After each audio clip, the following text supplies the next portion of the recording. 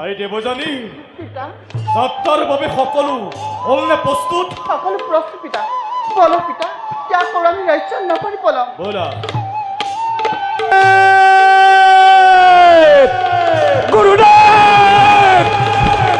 গুৰুদেৱ গুৰুদেৱ গুৰুদেৱ গুৰুদেৱ কিহৰ বাবে আপুনি আমাক ত্যাগিব খুজিছে? তাৰ কাৰণ কি তোমাৰ জ্ঞাত নহয়? গুৰুদেৱ এই সত্য মই নাজানো। এটা শুনা ৰাজন, গুৰুদেৱ ৰাজ্য ত্যাগৰ মূল কাৰণ হ'ল তোমাৰ কন্যা শৰ্মিষ্ঠা। শৰ্মিষ্ঠা শৰ্মিষ্ঠাই কি অপৰাধ কৰিলে তোজুৰ চৰণত? কি অপৰাধ কৰা নাই সমস্যা তোমাৰ? তাক তুমি জানিব বিচাৰা? নিশ্চয় নিশ্চয় গুৰুকন্যা ই কি অপৰাধ কৰিলে পুত্ৰীয়ে মোৰ? শুনা ৰাজন, কালি ৰাজ্য উপবনত কৰোঁতে বিহাৰ তোমাৰ পুত্ৰী শৰ্মিষ্ঠাই পিতৃক মোৰ নিন্দিলে বহুতো। তাৰ উপৰিও মোক ঢকা মাৰি কোপত পেলাই সকলো গুচি গ'ল নিশ্চয়ভাৱে। গতিকে মোৰ পিতৃ য'ত অপমানিত হয় সেই স্থানত আমি এখন টেকো নাথাকো। গুৰুদেৱ গুৰুদেৱ গুৰুদেৱ গুৰুদেৱ বৈজ্ঞানী ৰাজকন্যাৰ দোষ কৰক মাৰি খাম। আপুনি ত্যাগিলে আমাৰ নাশ হ'ব দৈত্যকুল দেৱতাৰে হাতে।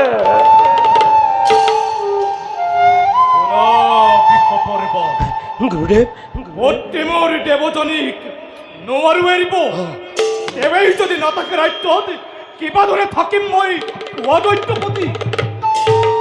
আৰু যদি দেৱজনী কৰিব সন্তুষ্ট ভাবি গুণি জনাম মই সংকল্প মনৰ।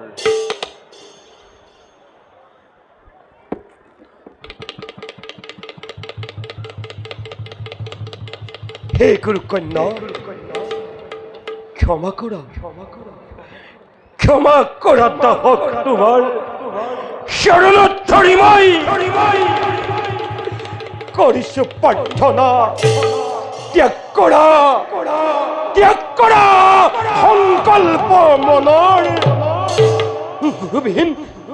গুৰুবিহীন ৰাজ্য বুলি যেতিয়া জানিব দেৱতাই পলকতে আক্ৰমিব আহি অবংশে নাশ হ'ব দৈত্যকুল দেৱতাৰে হাতে।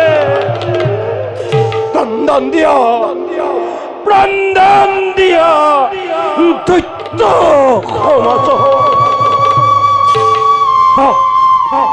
সমাজ তোমাৰ মনোমত যি শাস্তি দিব লাগে ৰাজকন্যা শৰ্মিষ্ঠা তাক মই হেলা ৰঙে কৰিম পালন। তেন্তে শুনা ৰাজন, গুৰুকন্যা তোমাৰ কইনা শৰ্মিষ্ঠা, মোৰ কন্যা তোমাৰ কইনা শৰ্মিষ্ঠা আজি সন্তে দাসী হ'ব মোৰ। দাসী যদি তোমাৰ কইনাক সন্মত কৰাব পাৰা তেন্তে নকৰো ত্যাগ ৰাজ্য তোমাৰ। যদি নোৱাৰা তেন্তে বিদায় ৰাজন।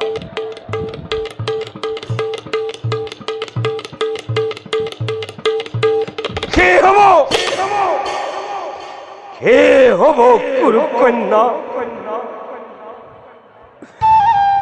ৰাজকন্যাই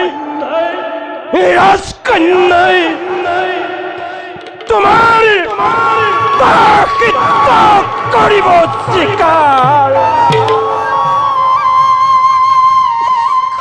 স্বীকাৰ তথাপিতো মই গুৰুদেৱ নোৱাৰো ত্যাগিব। মোৰ দাসী হ'বলৈ প্ৰস্তুত কৰাগৈ কন্যাক তোমাৰ। ভাল গুৰুকন্যা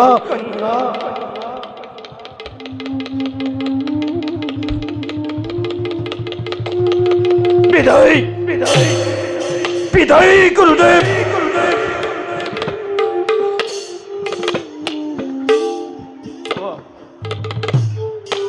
যোৱা বৎস যোৱা।